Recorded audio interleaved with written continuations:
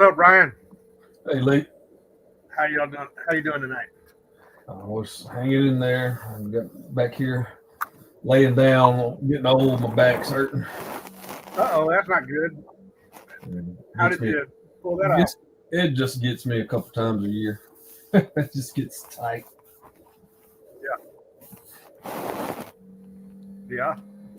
I have to make sure I don't cut you off here. I'm closing a few of my windows that are distracting me. I heard myself feeding in a feedback loop there. Am I still there? Can you hear me? Yeah, gotcha. All right, good. Well, I figured tonight we would discuss what a person should look for when they're looking for a good breeder. You know, you ever had anybody reach out to you and try to sell you a dog even though you've never spoke to them before? I don't think so. Yeah, I just was curious about that. Solicitations. I can't stand solicitations, but I was curious if that ever happens to you. I don't think I have. Maybe once. I'm trying to think. Maybe once. But yeah. Well, let me ask you. Let's start off while we're waiting for some people to come in, and we may hit this question again later on tonight. But what got you into the dogs, and what were you looking for in a breeder when you first got into the dogs, and what are your goals? Those are multiple questions. We'll hit them one at a time. I've always I've always had dogs, and I kind of got to the point where if I was going to have a dog, I just didn't want to feed something just feeding it and not have any type of purpose or job. And I've also always been a little bit thought differently, like things that were a little different, so as opposed to going to get an established breed, maybe like a Rottweiler or a Doberman or something like that. But I was always drawn to the band dogs because it was just different, and I always kind of, in every aspect of life, I've always been, into things that were, not everybody had. They were a little bit off, off the beaten path, I guess you could say. But I got my first band dog or working type dog just to be a, home protector. I didn't really have any intentions on doing the breeding stuff, and then moved back down here to Rankin County and got involved with you a little bit and kind of grew pretty quickly. But as far as dogs, I've just always had them, like the companionship, and as a high school football coach, sometimes I can be gone a good bit at certain parts of the year, and I wanted, to leave my wife and kids with a little bit more protection than they had.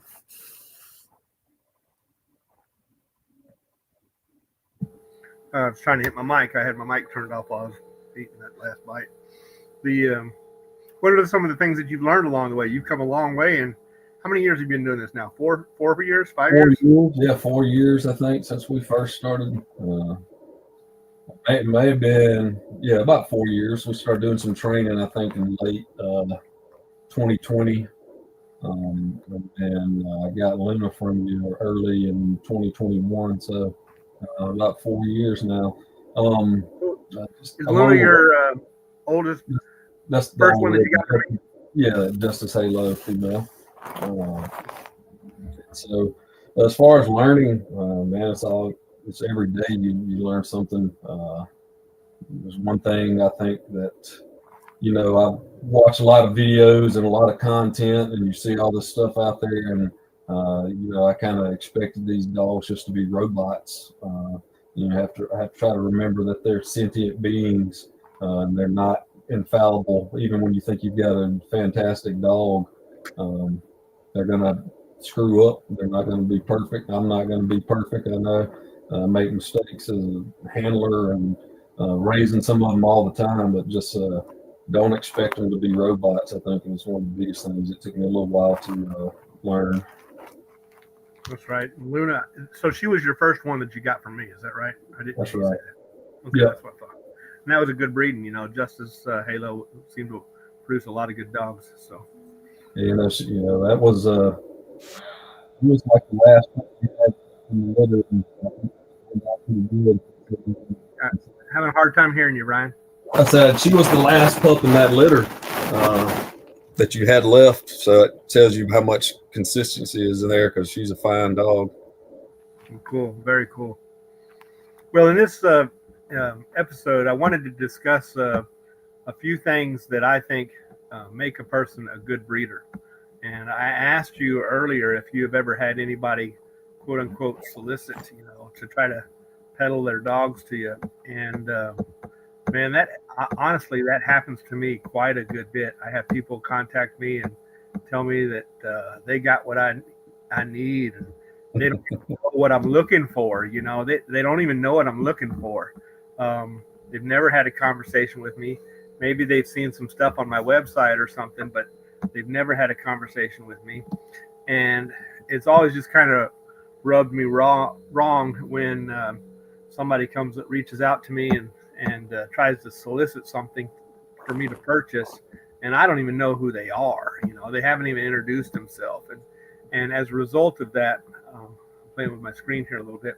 As a result of that, I've kind of felt like it may be wise to provide a few tips on to our clients or just people in general, whether they're our clients or not, as far as what to look for when they're trying to choose their breeder. And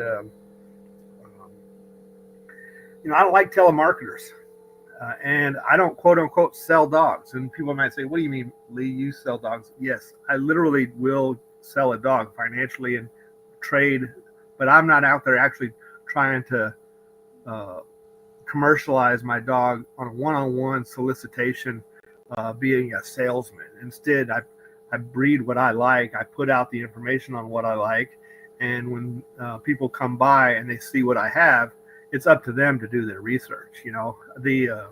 Yes, I'll be there to answer questions and whatnot, but I'm not going to try to find a customer here and convince them to buy my product. And I think that breeders that are doing that are breeders to be avoided personally, because a breeder really, in my opinion, should breed not for the market, but instead breed what they like. What are your thoughts on that? Yeah, I agree. I mean, I think you would probably, being in it much longer than me, agree that you could probably breed a little bit differently and maybe sell more dogs, right? Because the average person, when they think band dog, I think, in this day and age, everybody wants a large dog. I mean, I was like that when I first started coming to you. I liked a larger dog. So I think if you bred, for something that wasn't necessarily your cup of tea, was just a little bit larger, uh, that might open up a certain, network or a group of people that wanted dogs, but that's not what you or I do for the most part. We breed what we like. And then obviously, even though it may not look like we keep them all because we both have plenty of dogs, but you can't keep them all. So you try to sell the ones to people and provide them with a service too. But yeah, I've never been one to solicit a dog.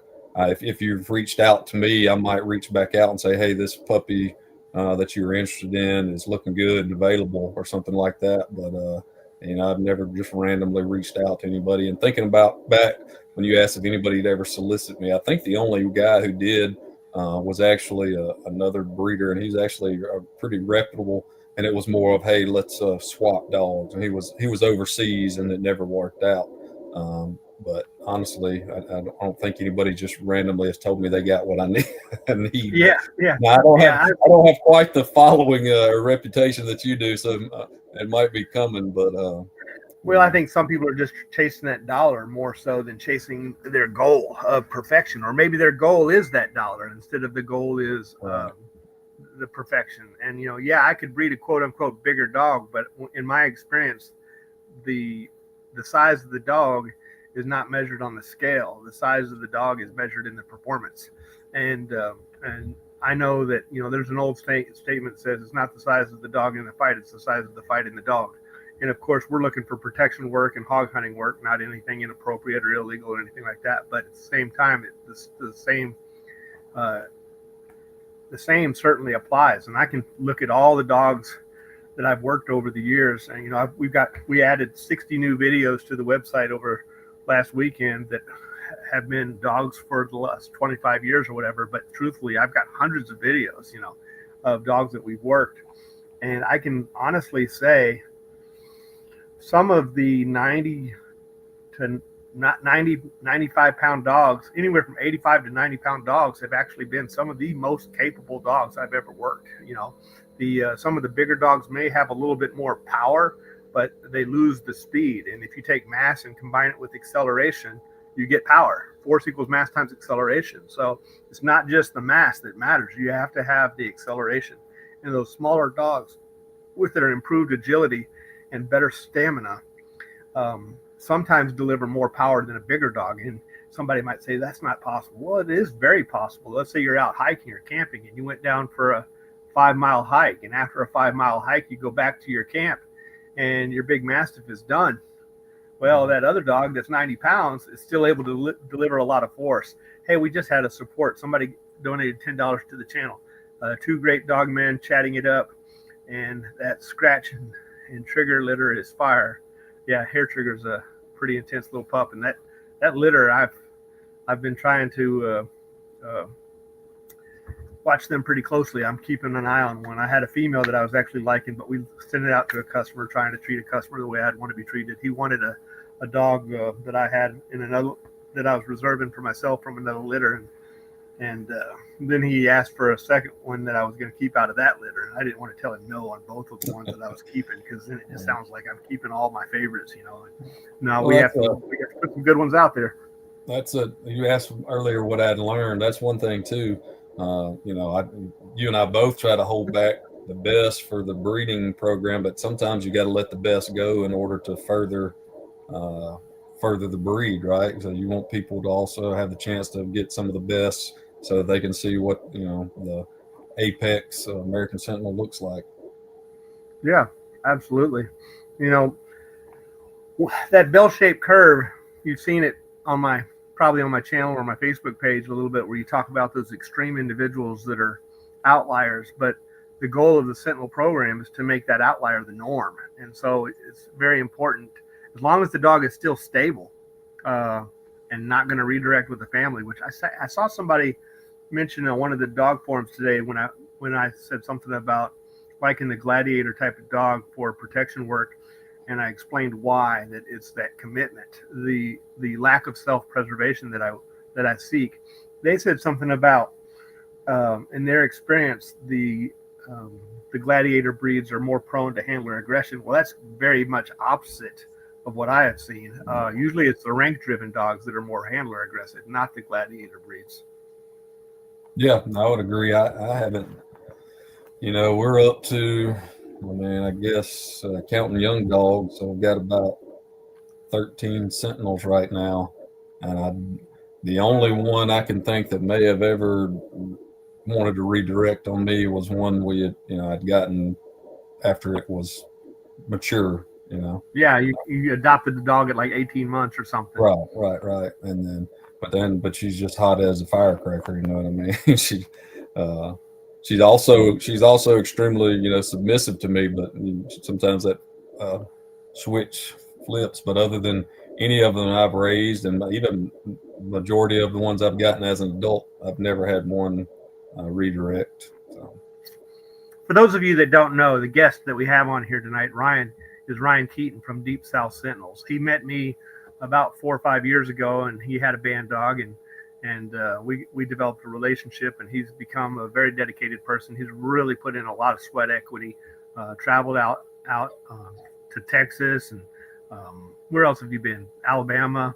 Yeah, Texas. Done some training up around Memphis, and then plenty of training here, relatively locally. Yeah, been out to Texas the most and worked with some really good guys out there. Yep. He's definitely put in a lot of time and is doing a great job. So back to the topic of identifying an ethical and responsible breeder. Look at their animals, man. Look at their conditioning. And by conditioning, a buyer needs to know the difference between a conditioned animal and a neglected animal. And this does not apply. This statement does not apply to the fur moms, because sometimes they don't seem to understand the difference between a conditioned animal versus one that's just been starved. And there's a big difference. The difference is, a starved animal, you're going to see spine, you're going to see pelvis, you're going to see lack of muscle. A conditioned animal, you might see the rib cage when they're breathing. And I'm kind of guilty of sometimes catching that picture when they're going, because it just gives them a nice image, Mm-hmm. but still, the muscle tone is there. The spine is not there. The hip bones is, all that's covered up and it's still smooth. The only one that I can think of that you can occasionally see like the spine on is maybe Banshee, but you can feed that dog so much. She's just so athletic. She just stays ripped all the time. But what a powerhouse. Look at her muscle tone, look at her back legs, and look at her shoulders, and you can tell that dog's in shape. So look at a person's animals, see what kind of condition they keep their animals in. I think that's a big factor in identifying a good breeder versus a non-good breeder. If a breeder will not show you any of their facilities or multiple photos or videos, I would personally be skeptical. It's nice when you can actually go to their yard, but some people don't allow that. Yeah, I get that. Obviously, condition of the dog, and like I like to keep mine, pretty lean. And just like you were talking about Banshee, like Luna is super. Like you commented when I brought her over to breed to Slam, how good she looks. But it doesn't matter how much you feed her. Her spine's always going to show slightly, right? And it's just how she's built. She's very racy and just And so you don't see her drivey. hip bones. You No, don't, no, no, no, no. Right, right, man. You can she's see. muscular, right? I Yeah, just want to clarify absolutely. that for the audience. I know that, Right. but I want to Yeah, clarify yeah, that yeah. for the Right. audience. She has so much drive, bounces off the wall. Somebody asked me about her conditioning program, and I was like, man, that's just natural. She's a kennel dog for the most part because she is so high drive. She's a pain in the butt to bring in the house. So that's all genetics. Yeah, I'm gonna see if I can find a picture of her to drop on here so people can see. Let's Yeah, see. I mean, you're always talking about breeding photos, but like the photo of her and Slam tied up, she looks she looks pretty amazing, uh, ripped up. Yeah, I can't find her picture right now, but it's not a big deal. Um, let's see. So, another thing that I have for recognizing a good breeder, I believe that a good breeder is somebody that's going to have a degree of citizenship. Somebody that's trying to be a decent citizen in their community. And I don't want to annoy my neighbors with my dogs and things like that. So I make sure that I help my neighbors. Now, of course, a person that's on the internet is not going to know that. But my point is if you're a good citizen, then you're not going to want to look like a threat. And I like sometimes when I'm looking for a customer, I'll and they're reaching out to me. Sometimes I'll check out their profile page and try to get an idea of how does this individual conduct themselves. Are they 20-year-old kids pointing pistols at the camera, and looking Right. like they want to be macho or threatening, which to me is a sign of immaturity or a sign of possible trespass. Some people might say that's self-defense. I support the Second Amendment. We have our firearms here. It's nothing about the gun. It's about the conduct and the image that one presents. When you have a protection dog, it's important to be a responsible person and to manage that appropriately. Yeah, Any comments on absolutely. that? Yeah, I mean, because you know as well as I do, as soon as something leaves our yard, if that dog bites somebody or something, eventually, in today's litigious society, it's liable to come back on us. So, I mean, I think as a breeder, it's your responsibility to make sure, as much as you can. Obviously, you never know 100% when a dog leaves, but as much as you can to try to place these dogs, especially the ones that we know sometimes that are on that hot end of to that bell curve, that make sure that they're going to somebody who knows what they're getting into. Absolutely. I don't want to. I don't want my hands in the person's. I don't want my dogs in the hands of somebody that likes to instigate. Let's put it that way. I want them to be. I have nothing wrong with a person standing their ground.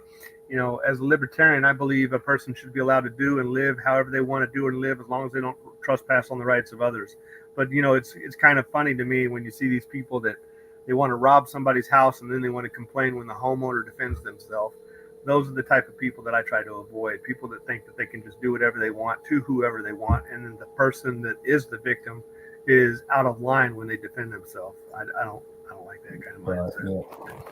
Yeah. And I think a good breeder will actually um, review their customers a little bit. And if a breeder is not interested in asking you any questions whatsoever, that may be a red flag. You know, what kind of environment are you going to have this dog in? What is it that you want the dog for? What are your expectations of the dog? Is this a sport dog, a protection dog, a family companion dog, a hog dog?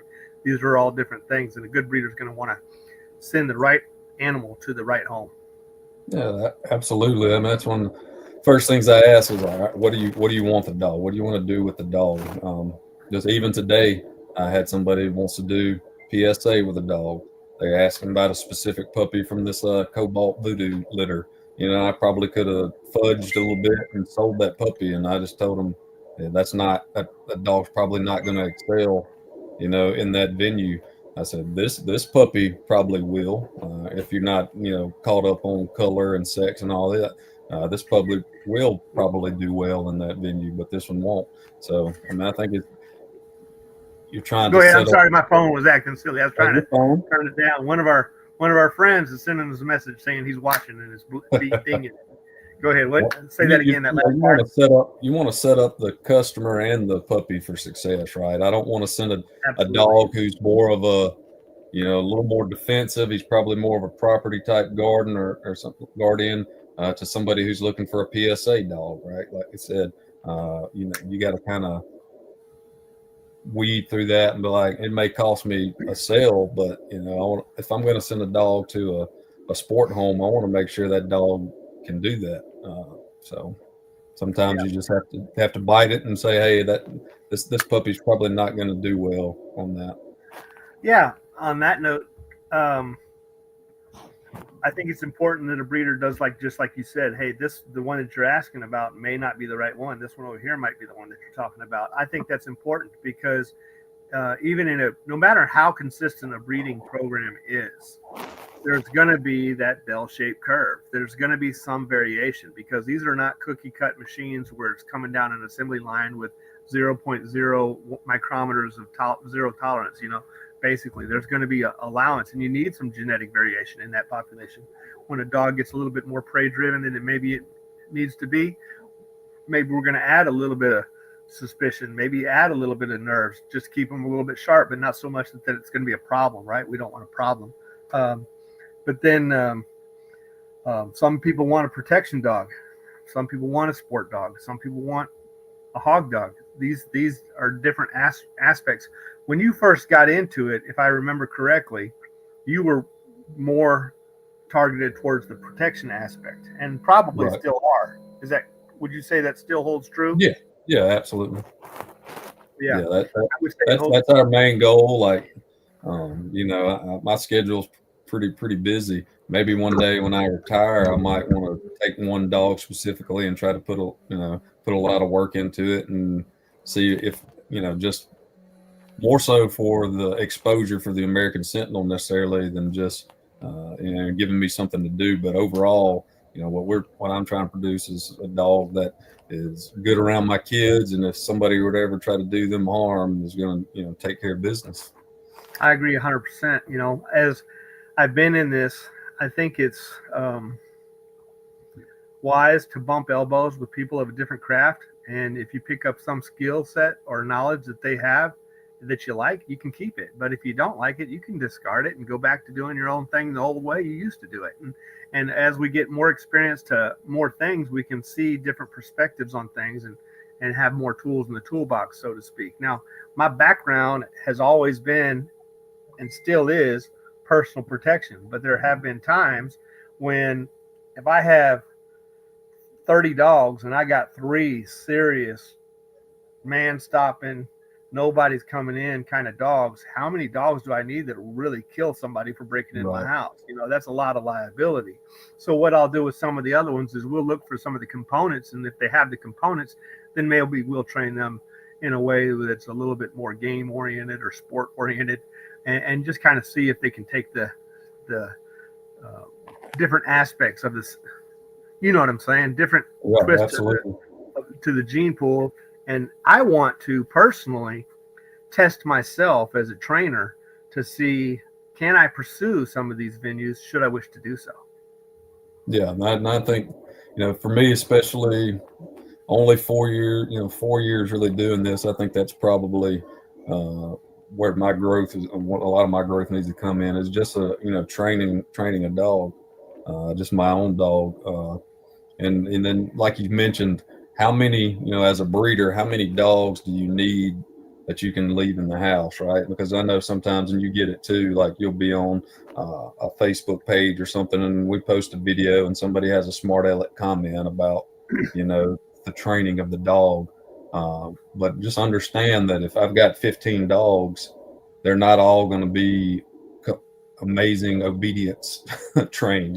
Like I have my personal protection dog for our family is Danger. He's the one that stays in the house, and you'll look at him. He has the most obedience. He has the most training. Because if I want him to get to the level that I want him at, then I have to take him to train. I can't take every dog we have, out to train. What we're doing is testing, and I think people don't understand that. We're testing the stock to make sure that they're worthy of being bred from a physical and mental standpoint. Every one of our dogs is not going to be, this amazing obedience trained dog.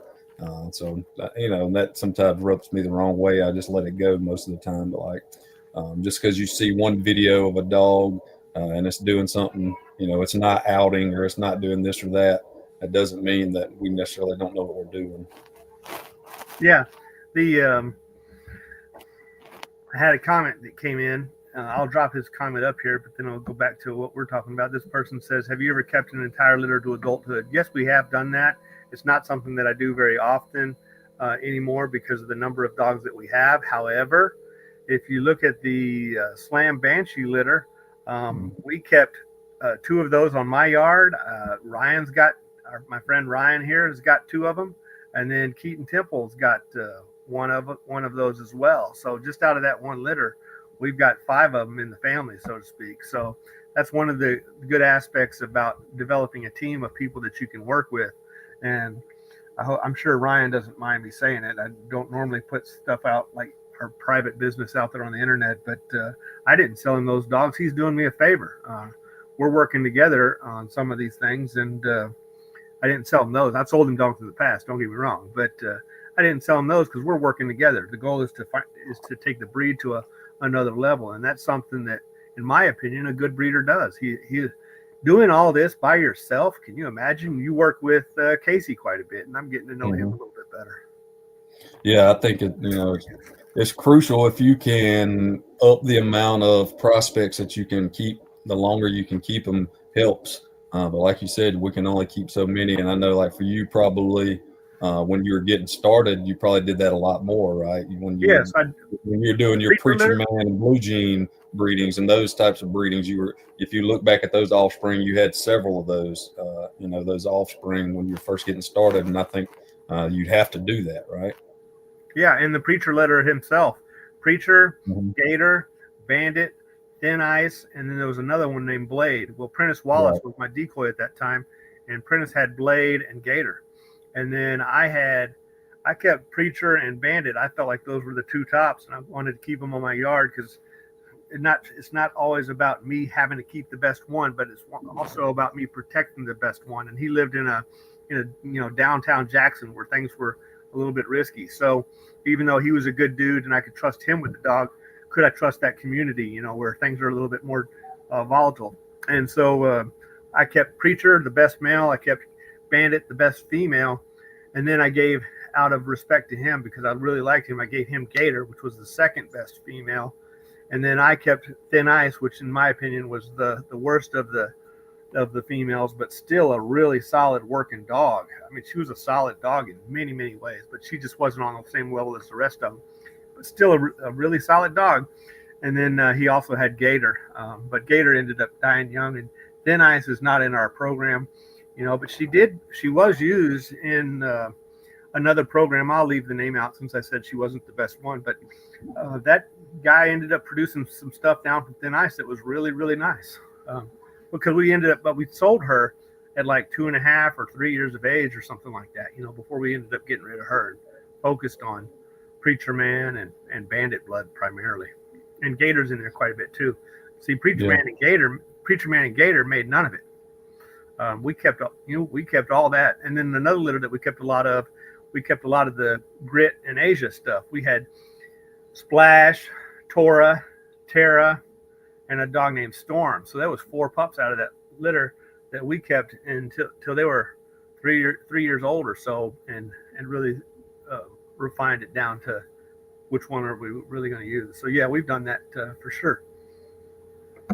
Yeah, and it may not even, like me, I've probably got more pups that we've kept now than I've ever had. So I've got 6 American Sentinel puppies under 9 months old, and we're constantly evaluating them. And even though they're from different litters, that doesn't mean that they'll all make the cut. You know what I mean? So, Because I know you've dog, done plenty of that. So there's working ability, and then there's breeding stock, and it's easy to say. I really confidently believe that more than 50% of the dogs are working ability, but more than that, which is pretty darn good. If anybody's honest, this is something else I have about the breeding, recognizing a good breeder. But as far as breeding stock, that is going to be determined by the breeder's standards. And what I mean by that is you can have high standards or you can have low standards. And in my opinion, if you're trying to develop a breed like a band dog, which is not really a breed but a job, and then you're going to turn it into a breed like the American Sentinel, the breed is only going to be as good as the standard. And so the standard has to be always taking it to the next level. We're not driving cars from the 1920s anymore. Because technology's improved and we build upon those who came before us. The first car wasn't just invented out of nothing. I mean, they looked at a wagon that had a wheel on it, and then they took the horse off and they called it a horseless carriage. They build off what comes before, and that's what a good breeder does, is always trying to raise that bar. Yeah, absolutely. I mean, I just see it. And you and I have had conversations recently, and I'll be like, how long do you keep a prospect before you make a determination? And I think the longer you do it, probably the earlier you can see those negative or positive traits. I think we've talked about it before. That's one thing I've got to constantly improve on is picking up some of the little things. Not just looking at because it's easy for me to, hey, this puppy bites hard, good, and go on with it about that, and not look at some of the structural things that may be not necessarily keep it from being a working dog, but if you're trying to produce the best of the best, then we want it all. Not that we won't keep a dog that's got a little flaw here or there, because every dog has its flaws, but the goal is, even though like Vince Lombardi, the goal is to chase perfection. Even though we know we won't catch it, that's what we're going to chase. So try to pick the top ones each time, and if we constantly are breeding best to best, hopefully we'll get there where that fantastic working dog is the norm. Yeah, Vince Lombardi, our perfection may be unobtainable, but if you pursue it diligently, you will obtain excellence. Something along those lines. Right. It may not be those exact words, but you got to pursue perfection. And what I had, another one of the things that I had in my list of recognizing a good breeder, you said that no dog is like perfect. Look, perfection, Charles Darwin has, which that's another topic, but it still relates to the idea of breeding and natural selection and artificial selection. For those of you that don't know what artificial selection is, natural selection is selection by nature, which is survival of the fittest. Artificial selection is selection by man, a domesticated environment where we control and choose who's going to work or breed or whatever. And so we're choosing it in an artificial world that we've created. Well, in natural selection, Charles Darwin was asked, whether you believe in evolution or not, he was asked, why does evolution continue to occur? And his answer was, because perfection doesn't exist in a changing world. Because as soon as you're perfect for this environment and then the world changes, that old phenotype is no longer the ideal fit for the new world. And since the world is changing all the time because of competition or environment or climate or whatever it may be, or for us, maybe job description. The dogs that we have today are not the same as the wolves that were from 20,000 years ago or whatever. So they've been slowly changed over time. And as a result of that, you have that variation. And if people can't see that variation, then I have to question their eye. That's one thing. And two, if one type is perfect, then that means all the other types in that population are not perfect. It doesn't mean they're not good. They could still be great. But if a breeder can't identify something to improve, like I've told many people, Reptar's cowhocked on the back end, his back legs turn out. Mm-hmm. 10 years old, and he's extremely athletic, and he's still very energetic, and he has zero hip dysplasia, and his hips are actually excellent. So somebody might say, well, who cares? Well, if you want to take him to a confirmation show, they would care too. Mm-hmm. Would he be even better if he wasn't cowhocked? Perhaps he would be. So these are things that, in my opinion, a good breeder can point out, this is something that I'm trying to work on. That is something that I'm trying to improve. I've always thought that one of the things I liked about Arnold Schwarzenegger, even if I don't necessarily like everything about him, the dude is successful. He's a successful actor. He was successful as a politician. He was successful in bodybuilding. And when he was a bodybuilder, which was his most critical thing that he did, because a lot of that other stuff came from bodybuilding, what did he do? He looked at himself and looked at himself and looked at himself and looked at himself. And he knew what his strengths were, but he also knew areas that he could improve. And that's why he obtained the level of success that he did. And I'm sure you do that as a football or athletic director. You have to look at your coaches and see what they're doing and whatnot. Oh, absolutely. I think it's all kind of goes in there. I mean, I've had some really good teams, some really bad teams.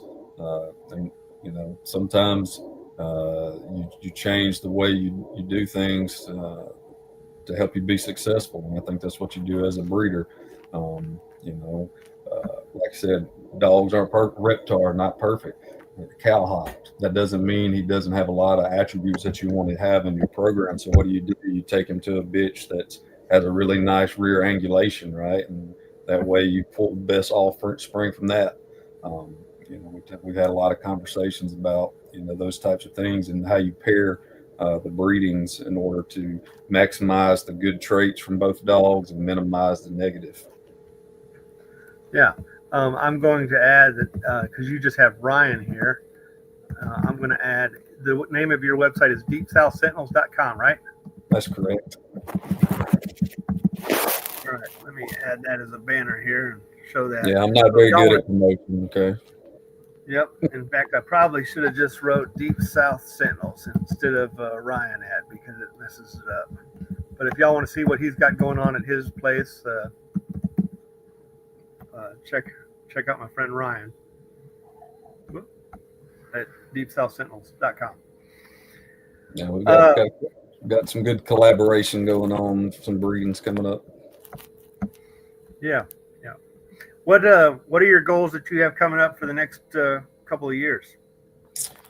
We're really trying to, I would like to further some of my training with some of our more advanced dogs like Danger and Maggie, who I think are some of our excellent dogs. And some of my favorite things about those two dogs is you can bring them in the house and they'll go lay in the corner and you really don't know they're there until, you want to. And to me, if you're going to have a family companion guardian, you better enjoy them being in the house. So, then that's kind of some of the standard we're breeding to. Now we have some dogs that are super, super hot and they're fun to train and fun to watch, but they're not always fun to own. So I think it's finding that balance in there. And then as we've grown, our program, we've got a lot of young dogs that I need to expose to things and get them out there. So this next year, I really want to spend some time with these younger dogs and get them the training that I gave some of our older dogs when they were young and I didn't have as many. So, I want to make sure that I don't get to a point where we've got so many dogs that I'm struggling to get them, exposure and work them and, see what they're all about and test them and make sure that we're breeding the best that we can breed. I'm not sure if I asked you this when we were live or if I asked you this before we went live because Ryan and I started. What is something that you've learned over your last 4 or 5 years of getting involved with this that was kind of made you reevaluate what you were doing, or has that ever happened? Yeah, absolutely. And I think I can't remember if we were on or not, but just knowing that dogs aren't robots, right? And that they are living, breathing, sentient beings that are going to have good days and bad days, good moments and bad moments. And some of that's probably on me, you know what I mean? But they're not infallible. I can't take them out there and me be really, really heavy handed as a handler and then be mad when they pop off a bite when somebody raises a stick at them because, I've been whacking them over the head because they won't shut up and stuff like that. So just learning that and just really learning how, it's easy the more dogs you get to not have a relationship with those dogs. So really probably, and that's one thing I want to do better. You asked what my goals are this year is to develop a bond with each individual dog, right, and not just have it out there like livestock, because I think that can be easy to forget sometimes that dogs crave human attention and they want to have that bond and that relationship, and so I want to make sure that each one of those, if it's going to protect me, I feel like I probably better have that bond. Yeah, it's nice when you can have that sidekick relationship, and of course you can do that with more than one, but it's hard to do that with 13, Right. or Well, 30 in my situation. well, and something that helps, and I think this helps you. And obviously, we just bought a new house and property, so we're going to try to improve our kennel setup, and that's constant. But like one thing I love about your kennel setup is that it's relatively easy to keep clean, and that's the way you designed it. And the runs are large, so you can go in there with your dog, and you may not stay in there for an hour, but you can go in there with each one of yours when you're cleaning or feeding and spend 15 minutes in there with them, let them run around and play. Whereas, my kennels are a little bit smaller right now, hoping to change that. It's a little bit more difficult. So, that's one thing I want to do is improve our kennel setup so that we can spend more time out there, with the dogs and give them a little more enjoyable experience also. Yeah, I want to. One of the goals that I have is to build a indoor, at least a shaded outdoor, if not a completely indoor climate controlled facility. That's the goal of mine in the next year or two. Of course, we got to get this. I want to. I've debated about where am I going to put it? Where am I going to put it? Part of me says, hey, go ahead and put it behind the kennel so I can do it this year, right now. Another part of me says, we're this, because this is a mobile home that I'm in. We're getting ready to build a house here soon, and the perfect spot for the building would be where this mobile home is, which means I got to get the house done before I can get this thing out of here. And I don't want to wait that long. But Right.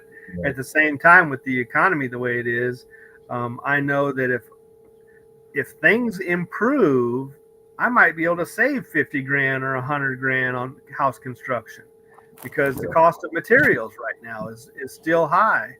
And so it's like, yeah, I could go ahead and build it right now, but would I be better off to wait 6 months or a year if the prices of fuel go down and the cost of supplies go down? I could end up with 500 extra square feet of house for the same price, and Well, it's absolutely something I noticed, and hopefully it'll go down. But like, you know, we were, I was probably rushing to get it in because my wife, much like yours, is very supportive, and so she wanted me to have what we needed to have for these dogs to excel and have the best life possible, and we did it, and we found a great deal. But then you get into it and remodeling what everything costs, and then the interest rates and things. But hopefully, like you said, hopefully that stuff will come back down. But yeah. So y'all come yeah, buy a dog for me because I just bought a house and I need the money. there you go, there you go. Well, it's on that note. Why do you even bother doing this? I mean, I know that it's a love of it's a labor of passion and whatnot. But do you ever sometimes think I miss the days of having just 3 dogs? Yeah. So, when you come home, or like, what it was this week. For 2 days straight, it rained nonstop. But you know what? Non-stop. Those When he's dog saying kennels, rained, like non-stop. flash flooding, like those dog kennels still got to be cleaned, and those puppies still got to be wormed, and those dogs still got to be fed. And you're like, man, why, why am I doing this? I was Uh, literally looking at a pair of duck boots. You know those rubber boots yeah, that have the rubber bottom. I don't like rubber boots. I wear rubber boots sometimes, but I don't like rubber boots. They hurt my feet. But I was looking at a pair of duck boots today because my leather boots, both of them, were completely saturated, yeah. and they're waterproof. You know, mink oil, Gore-Tex, and all that stuff. Doesn't matter at a certain point. Yeah, if you have a Man, garden hose and a monsoon, yeah. you're soaked. Oh, and then people don't understand. You're spraying out kennels, and that's hitting you back in the face. Who's probably got feces and urine and everything else. Uh, so it's really like, me. I'm a football coach, an athletic director, and then I'm breed dog. So I got like three jobs, Yep. basically at the same time. But like you said, um, what it gives me something to do. It's something my kids enjoy the dogs, at least while they're puppies. Sometimes they don't enjoy them when they get bigger. But um, How uh, many acres or how much land do you have at your new place? it's 5 acres, and pretty isolated. So it's good. We have a neighbor across the street, kind of, and that's really about it. It's kind of out in the country. You gonna put in any type of fenced in training area, yard, or anything for What exercise? I'm hoping is in the back. Um, we'll have our kennels / chain spots, and then hopefully fence all that in also, just in case, something kind of like your kennels are fenced, but this would be a larger fenced in area. And then we do have kind of a pasture over to the side. I thought about trying to do something like that. But it's pretty isolated. There's actually land there's pasture on each side of us and behind us, so it's pretty good. Should be hopefully be a really nice setup. It's already got a barn, 2-story barn, so we're hoping to use that and kind of as our whelping area to help keep the females isolated. They can keep calm, stay warm, those type of things. Yeah.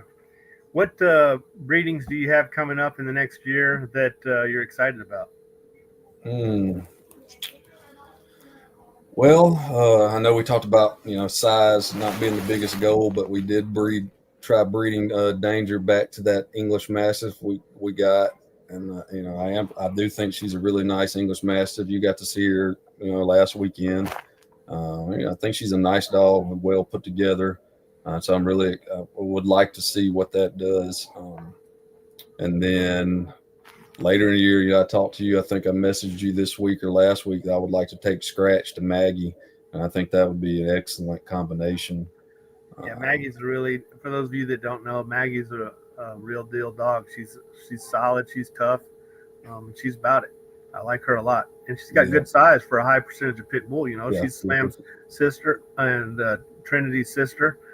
Those dogs are 80.5% game bred American Pit Bull Terrier, and yet they're still just as big as any of them. Pretty much on average. Just as big right, as the yeah. average, if not even bigger than the average. I think Maggie's one of probably is probably one of the biggest, maybe the second biggest female I got at about 80 pounds, and she's put together really really well. And I think her and Scratch would do really well. And then honestly, Slam Luna that we did, I really hope that takes, because I think that's a really good combination. I like the combo of the Justice Halo stuff going into some of that Lucky 7 stuff. I think that's going to be a really good stuff for us going forward.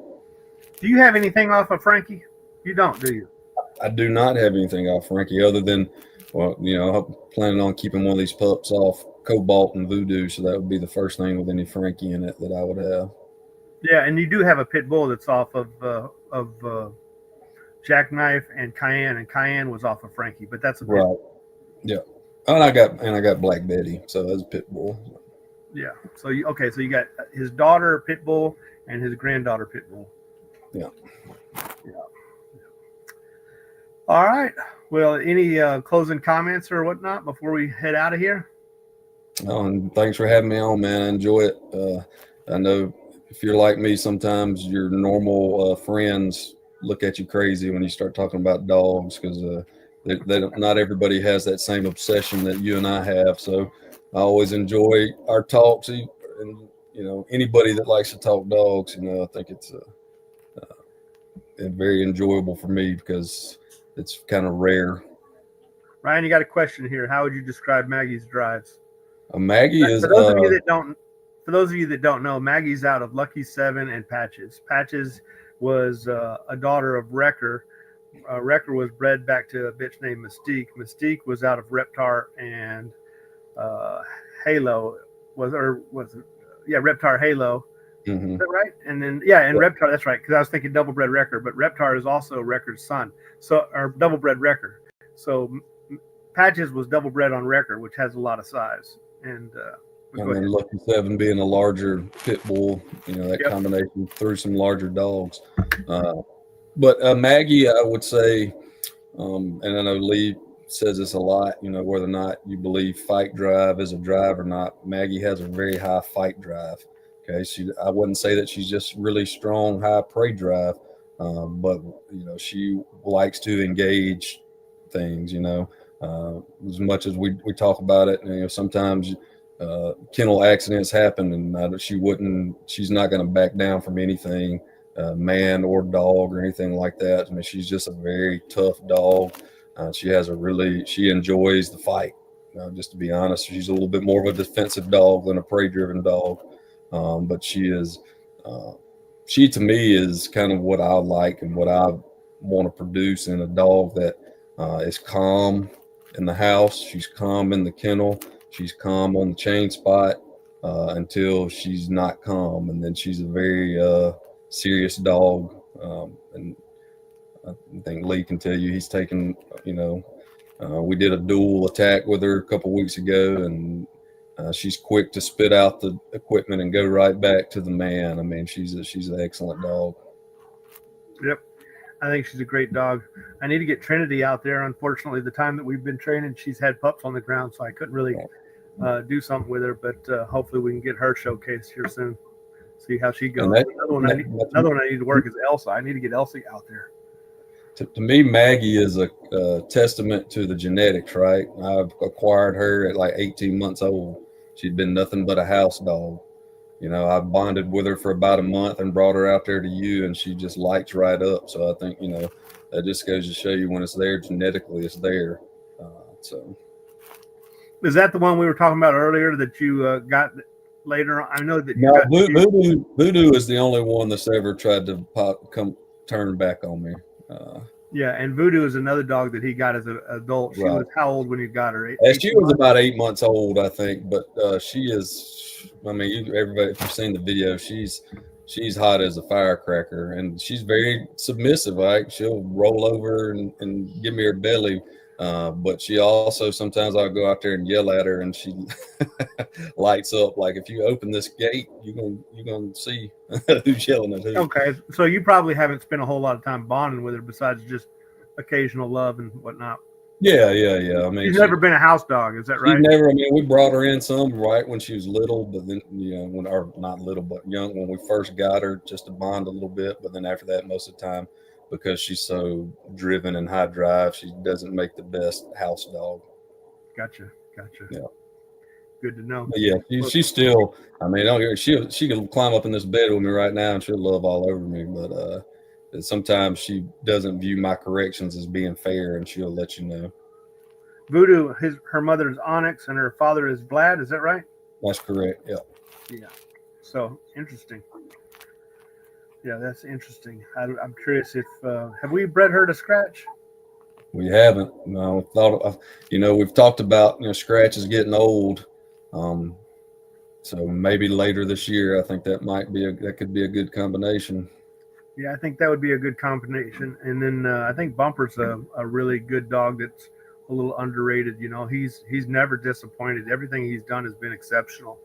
I just feel like I'm a little biased, I guess you could say, for Scratch because he's just proven more. But everything that Bumper's done, he's done just as well. Right. And the other thing is Scratch has got a little bit more substance to his frame that I kind of like, the little bit more muscle mass, so to speak. But I can't say that Scratch is stronger than Right. Bumper. Bumper's taller. Bumper weighs a little bit more. Maybe not. I don't know. They're going to be about the same. They're just a little bit different in phenotype. But Scratch Yeah, has probably been my favorite I dog. think either of those would go great. With Voodoo being that Justice is her, grandsire, uh, and then being off Vlad. So I think those would be great combinations. Um, I'm gonna let her have her next heat off. We bred her back to back, and I'm gonna give her next one off. So it would probably be the end of 2025. But I think that would be a good breeding with Scratch or Bumper either way. Yeah, I'm giving Trinity off on this next one also because I bred her twice, and I want to let her. She had, what was it, eight, Big 8 or 9 months ago? She had like 14 puppies, and this time she had like 12 or something like that. So Right. she deserves a long rest. I definitely don't like the wintertime litters as much as I do the spring and fall. Is my favorite time of the year. Summer can be a little bit hot, but for me, but the dogs seem to do fine in the summer. Just got to use that whiskey wash to keep things clean and whatnot in the summer. But the cold is pretty brutal and taxing on these puppies trying to stay warm. Yeah, I think it slows their In the winter. development. That's one thing I noticed with the Cobalt Voodoo litter is that I feel like they were a little slower developing just because they had to stay in the whelping box. They had to stay with mom longer. You know. Yep.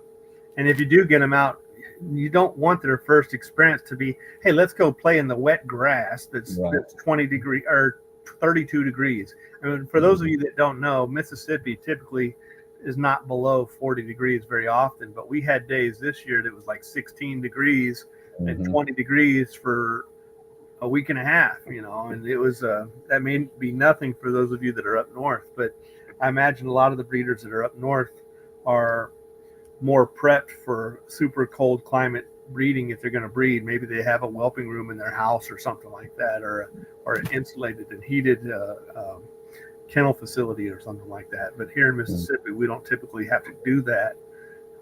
But I did build me a couple of well insulated dog houses this year because of this. Yeah, those dog houses are really nice. We're gonna have to get you to help me build a few of those myself. Yep. Somebody asked, "What's my plan for Chewy?" She looks real good. One of my favorite up and coming females. Um, I will probably breed her at the end of 2025 because I want to do a lot of training with her. I think her work ethic is really good.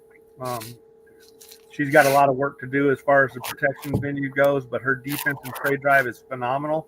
Her civil aggression is phenomenal. Um, but I want to not just do protection work. She's a dog that I wanted. If I'm gonna have a sport dog, if I'm gonna do that, I need a dog whose work ethic is all about super good, clear communication, playing what Ivan Balabanov calls the game, and she's one of those dogs that loves to play the game. You can do that with pretty much a lot of our pit bulls if you imprint them when they're young, but some of the sentinels, some of them are they're getting more and more consistently that way. I have to say, over time, that's one of the things that I like about a high game bred American Pit Bull Terrier influence in the American Sentinel Band Dog program is that prey drive is beneficial when it comes to obedience. It's not just about protection if you want to make a demo dog. So I want to make Chewy a demo dog if I can. Yeah. The next question: what do you do for puppies when it's that cold? Well, I try to use an insulated dog house. I do not like bedding, but sometimes you just have to use it. And I'll tell you why I don't like bedding. Hay and straw, I've had puppies get that are poked in the eye. Wood shavings, I've had puppies get it in their mouth. And then they choke on that. And you might save them or whatever, but you wonder what's wrong with them. They're not digesting their food properly or something like that. Or they have a bloody stool that just doesn't go away, and maybe they got a wood chip in their throat or digestive system. So bedding comes with problems. Even if you keep it clean, you can have accidents. Then if you get super cold weather like we had, and the puppies don't want to go outside to go to the bathroom, then they poop or something in that bedding because it's too cold to go outside because they're little babies, and the mama cleans it up. Well, when the mom is eating that bedding, that can be taxing on the mother because she's trying to keep the den clean. And so you want to go out there and change that bedding and keep it clean. But it's the new bedding is stiffer. The old bedding is softer. So you get physical injuries to the eyes and things like that with new bedding, or choking on the throat when they're trying to nurse, find a nipple and they choke on it. So the new bedding is more of a danger to physical injury, and old bedding is more of a danger to bacterial injury. So it's kind of tough. So what I like to do is I'll use bedding when I have to, but I prefer to have an insulated doghouse. That's expensive and it's really heavy. And I'm curious about the longevity of me being able to do that, because that last doghouse that I made that's got the walkway with the windbreak in it, and then it's got a separate hole, a cubby hole. Those walls are like 4 inches wide, and they're filled with foam. And you got a 3/4 inch piece of plywood on the inside and the outside, and it's pressure treated. And somebody might say, "Well, why did you use 3/4 inch? You could have done 1/2 inch." Look, these dogs they're destructive dogs if they live in it for 10 years, 20 years. I like to build it once, cry once, buy once, cry once. I build it heavy duty, but by the time I'm done, that doghouse probably weighs 250 pounds, and it's got 3 sheets of plywood in it, and yeah, and then it's got insulate. It's at least 3 sheets, and then it's got like 10 2x4s and 2x6, and a couple 2x4s that are 8 foot long, 10 foot long, 12 foot long, and whatnot. And then you gotta pick it up and flip it over to wash it out real good, or put drain holes in it. And it's tough, but maybe what I'll do is, I guess there's another way to skin that cat. Maybe I'll drill a 1-inch hole through it and put a piece of PVC pipe in there and a boat plug on it, and so I can open up a drain and close a break or something. I might do something like that so I can wash that sucker out real good. You got to keep them clean, though. Definitely got to keep them clean. So I clean them out. I use a dustpan. I clean. Man, Ryan talked about you'll be washing stuff and your water will splash back and hit you in the face and it'll have feces on it.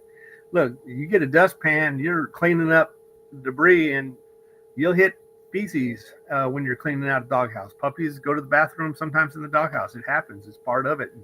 And then you got to be careful how you use your hands, because you don't want to get that in your digestive system yourself. So it's tough. And I know Lee has done this. Worst comes to worst, you bring them jokers inside if you got to. So. Oh, I've done it. We've had puppies when it was like 16 degrees out. We have a big tub in the bathroom. We put 1 litter in there. And then I got a metal cage in here. And then we got another crate on top of that metal cage. And we might have 3 litters in the house at one time when it's that cold. And then we have on the outside, we'll have the insulated, whether they're insulated or not, we'll get maybe some cardboard and cover up any ventilation holes that we have in the dog houses. Somebody said to me, cardboard's not insulation one time. Look, it's a barrier. It's a windbreak is what it is. Right. And technically it is an insulation. It's just a crappy one, right? But because it's not going to provide any significant R value, but it does provide a windbreak. So we'll put maybe some cardboard around dog houses and then blankets on top of that. And by having layers, even if each layer is very thin, you get those air pockets between those layers, and that helps to keep them warm. Another thing that we do is we put the mama back in the doghouse if the puppies have already been weaned. Right. We'll throw the mama back in there. I don't like to do that, but sometimes you have to. So look at there. We got the same gentleman gave us $10 twice. Wow.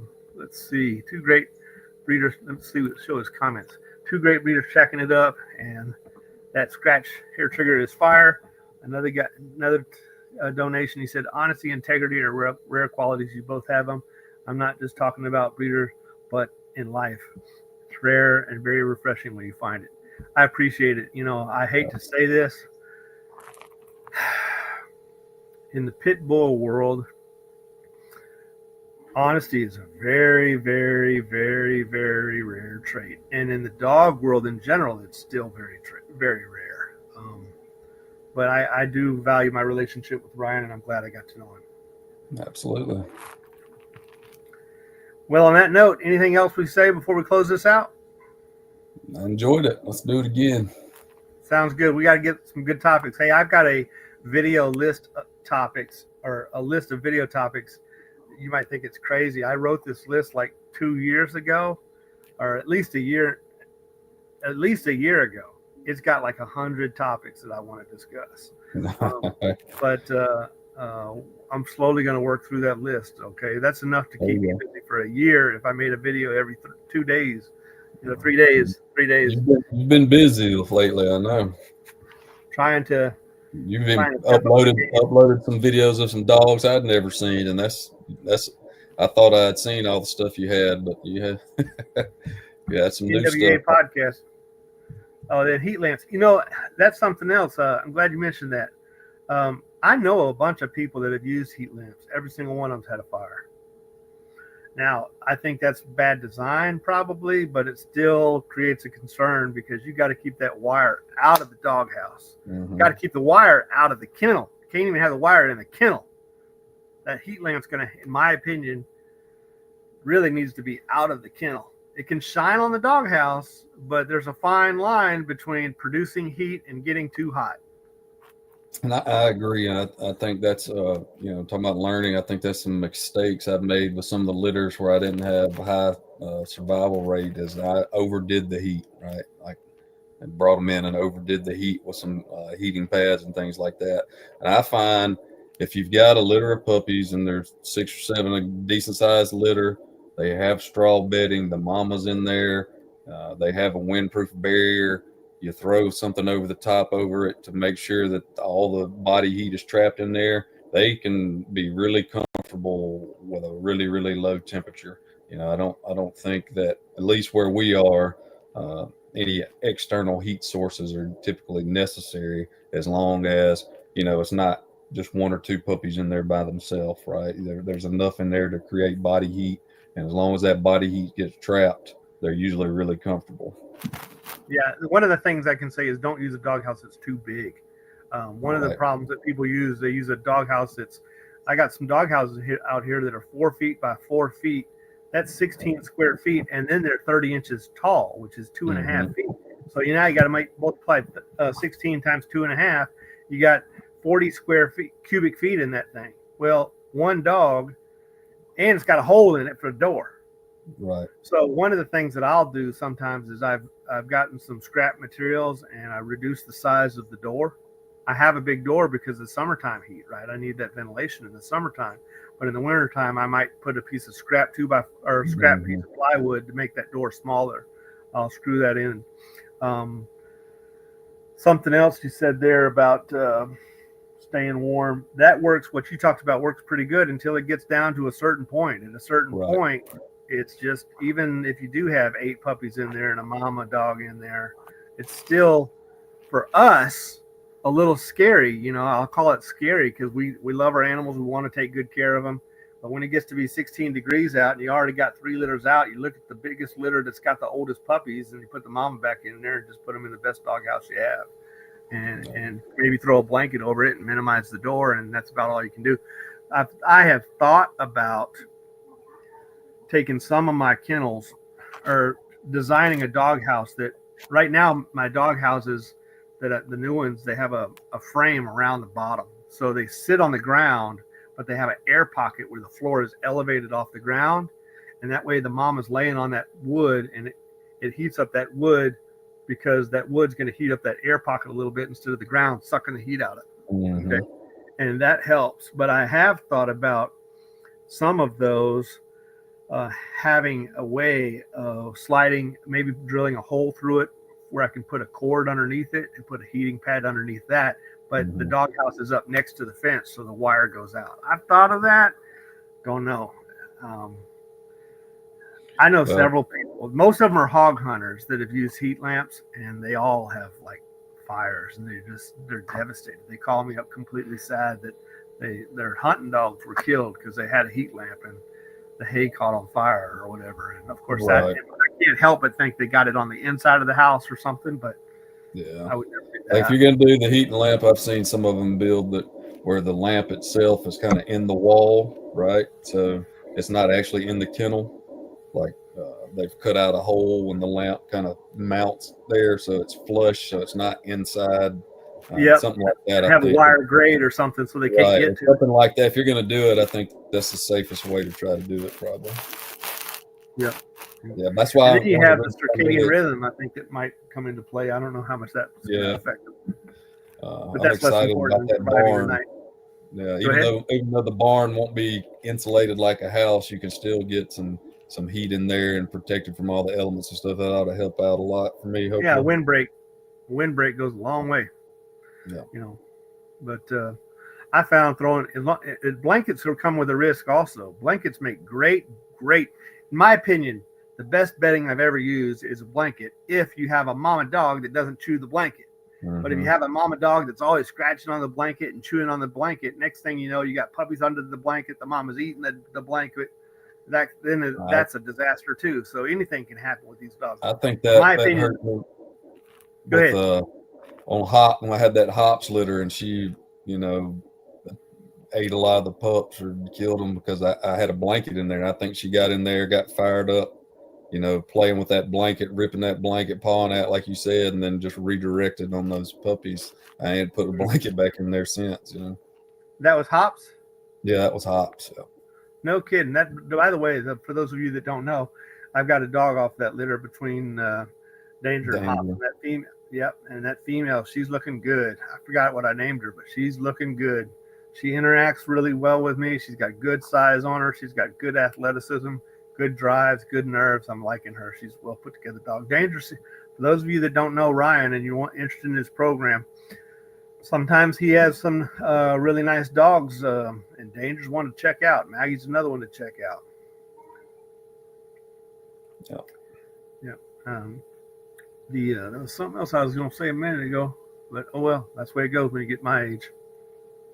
We got one question up here about preventing littermate syndrome. I'll let you. Oh, let me go back to the comments. It said, how do you prevent littermate syndrome? And I personally, I never really had a problem with it. I think it's kind of overblown as long as you're interacting with your puppies and you make it about you. I think you'll be okay.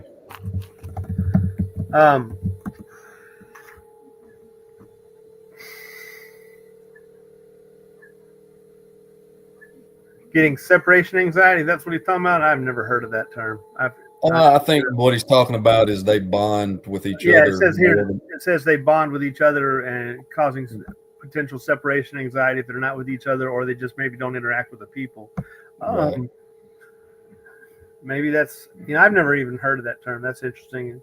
It's kind of well, weird. One thing I think, like with our dogs, especially when they get a certain age, whether they're litter mates or not, you got to separate them or you'll be constantly fixing injuries. So that too helps, I think. But the biggest thing is interacting one-on-one with them. Look at the pack instinct that the dogs have with the humans in our videos. When we're interacting with our puppies, you can tell that a lot of our puppies really, really love to interact with us. And that's that human. There's intraspecies pack and there's interspecies pack, and then that's true for dominance anyway. And I think it's also true for pack. And our dogs love our family. So I've just never had that problem. And like Ryan said, we have to be more careful about separating litter mates than leaving them together not because of the lack of interacting with us, but the fact that if you have two dogs of the same gender in the same litter, eventually that's likely to be an issue. Now, if they're opposite gender, you might be fine. But I haven't had an issue with that. No issue at all. Mm-hmm. Neither have I. We've got 4 puppies right now between 4 and 6 months old. And they're all from different litters, but it's still the same thing, right? It doesn't really matter what litter they're from. Do you allow them to? You got to make yourself more interesting than their other dogs. Sure. Well, you control their food, you control their play, you control their activity, Right. And as a result for that, you become the alpha. I never have understood why some people feel a need to have a dominant dog because I don't like a dog that displays handler aggression. And in my opinion, my dogs are. I do want a dog that recovers from correction. Don't get me wrong. I want a dog that recovers from correction without pouting. But I've never had to be like super strong-handed with my dogs because they're kind of respect me in a way, and I earn that respect without being forceful. I earn that respect because I provide their food, I provide their play, I provide their activities, and so they see me as, man, Lee must be such a great, successful hunter. I'm trying to find something to eat. I'm trying to find something to hunt. I can't find anything to hunt. And not only does Lee have plenty to eat, but he has enough left over for me. They don't know I'm buying it at the store. They just know that I can get something they can't, and I can earn that position in my relationship with them by controlling them. And the same thing is true for this littermate syndrome that you're talking about. It's not an issue. They see me as the head honcho.